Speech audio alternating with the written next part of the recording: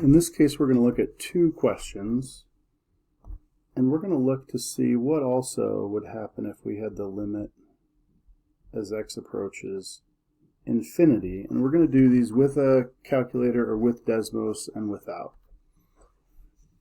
And so as we think about this first question, x approaches negative infinity, that means left forever.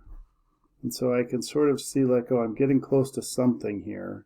I don't know what it is, but if I go to Desmos, I can see that this y value is getting very close to about 0.25. But how could we do that without a calculator? Well, we would look to see what is the largest power in the numerator and the denominator. So x squared is the biggest. And in the denominator, you'd think e to the x is the biggest until you plug in this number, which is negative infinity. So we'd really have 1 over e to the infinity. Well, that's going to be huge in the denominator, making that go to 0. So what we really have is x squared over 4x squared. So if I were to write that over here, x squared over 4x squared, the x squareds cancel out, and we're really left with 1/4. And that's that same 0.25 that Desmos showed us.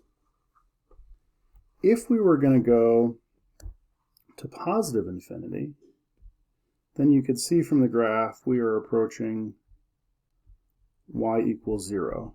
So this answer would be 0. But what if we didn't have a calculator? Well, the same thing. What's the largest thing in the numerator? X squared. But the largest thing in the denominator is e to the x.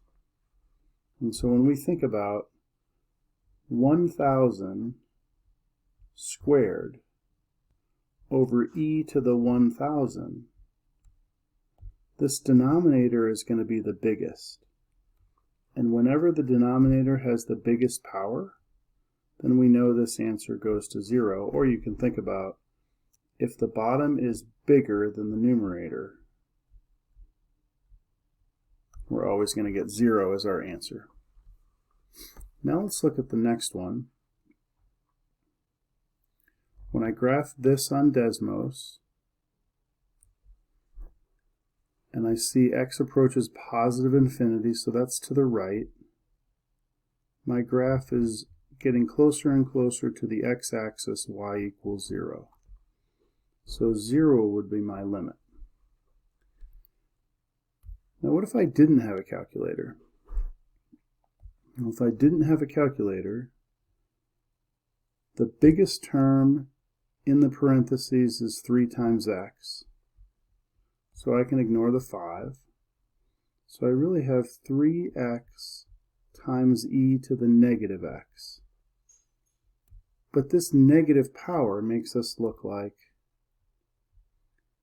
3 times x over e to the positive x, because this will send us down.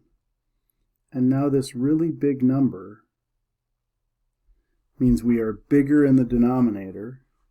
And so just like the last problem, if I had 3 times 1,000 over e to the 1,000, well, this denominator is way bigger than the numerator. Therefore, my answer is 0, just the way the graph is showing. Now let's look at the same limit, but as x approaches negative infinity.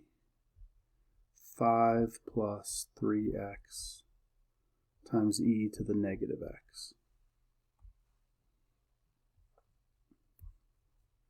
Well, looking from the graph, I can see as I go to the left, I'm going this way, my graph is going down. So it'd be easy to see that this answer is negative infinity. What if I didn't have a graph? Same thing. Let's think about a really big number. The 5 is inconsequential compared to a power of x. So I've got 3 times x times e to the negative x But in for each of these x's, I'm going to plug in a very, very big negative number. So negative 1,000 here, negative 1,000 there. So that means we have 3 times negative 1,000 times e to the negative of negative 1,000. Well, these two negatives make a positive, so this is really, really huge. And since this is negative, I would have negative 3,000 times huge. Well, that's negative huge, or negative infinity, just like the graph showed. And of course, negative 1,000 isn't negative infinity, but it's big enough in the negative direction to let you see what's happening.